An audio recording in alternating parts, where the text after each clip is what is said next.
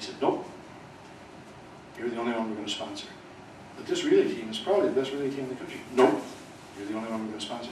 Might as well have said we don't sponsor black kids. Ironically, that relay team broke the world record about a month after they turned us down. 4x220 indoors at Ann Arbor in the old field house. But I'm going to invite all of you just to stand up and stretch for a minute, and then I'm going to bring this show down, okay? Because I think you've been a real polite audience and sitting for a long time. I'm really glad that, it's really something to be honored by your peers like that, and I really appreciate their honoring me. They named the track affinity after me, but those guys weren't trackmen. These guys are trackmen, so they honored me, and I'm humbled and happy to have that happen. I'm not going to do some of the things I was going to do because we're running out of time, and some folks may want to ask questions, and it's already almost 10 minutes to 8. So I'm just going to say a few words from the prologue, and then I'm going to shut it down. The prologue is a dream to fulfill, a baton to pass. Now you notice that I didn't even read hardly, from the book itself. So I leave that to you. If you are a righteous American, and even beyond that, if you are a conscientious steward of our socially and environmentally endangered planet, this epilogue is as much for you as it is about me. Dr. King's famous and familiar dream has long been the dream of all righteous Americans. But the miraculous ascension of Barack Obama to the presidency of the United States, King's glittering egalitarian dream is now on the threshold of fulfillment. Thus, this epilogue really is more a second prologue, because much work remains to be done if that bright dream is to be fulfilled.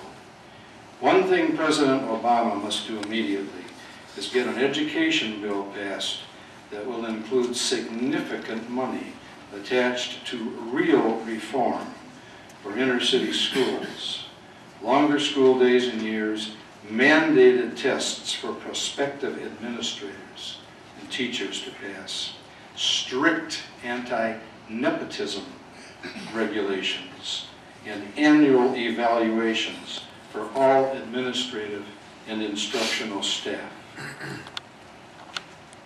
Big city urban boards and central administrations, like the incompetent ones we have had in Detroit public schools, where 4 out of 5 kids aren't graduating. Those are the real figures, folks.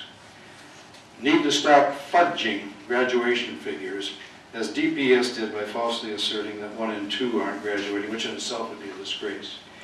Small city suburban boards with open enrollment programs like the one I tried to accelerate in predominantly white Madison by bringing in 1,000 more black kids need to face down their resident racists and loosen up and let in more of those needy and deserving urban kids. After they fired me, they fired the guy after me.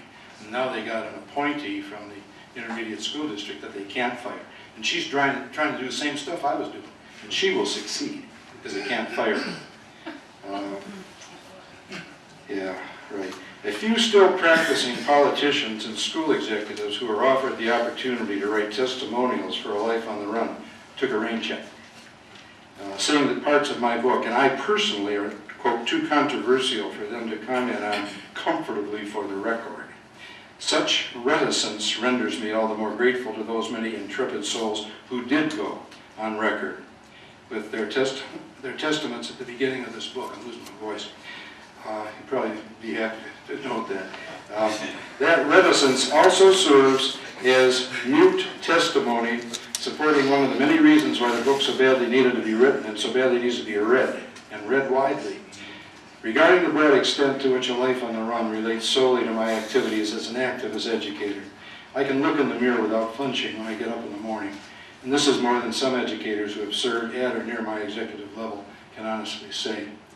In efforts to advance administratively or to keep their jobs, too many of them hide in the weeds when confronted by controversial issues, as the good Germans did during the Nazi era. Regarding the far narrower extent to which a life on the run relates to my half-century of engagements, and I've got to say this, I don't say much about it, didn't say much about it tonight, but it's all through the book. You know, we're doing a sanitized version of this book for the schools, by the way, an abridged version. It's taking all the sex stuff out and some other things, you know, bad words. I have only this to say. Like some alcoholics painfully learn that they would be wiser and healthier to swear off alcohol, I have painfully learned that a womanizer, whether married or unmarried, would be wiser and healthier to swear off womanizing, as I have for the past 6 years. The sexologist and addiction expert Drew Pinsky asserts that men have certain biological commonalities, that we all crave sexual diversity and are therefore impelled by that genetic impulse to endeavor to spread our seed widely and indiscriminately.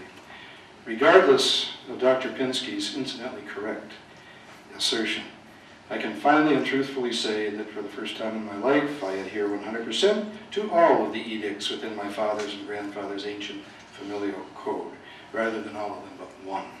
As the saying goes, better late than never.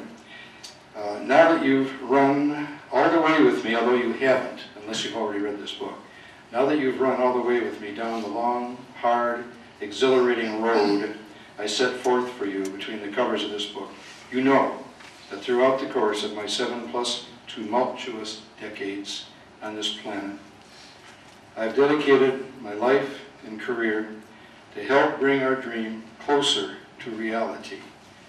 Who and what I have been, foremost, Team up together.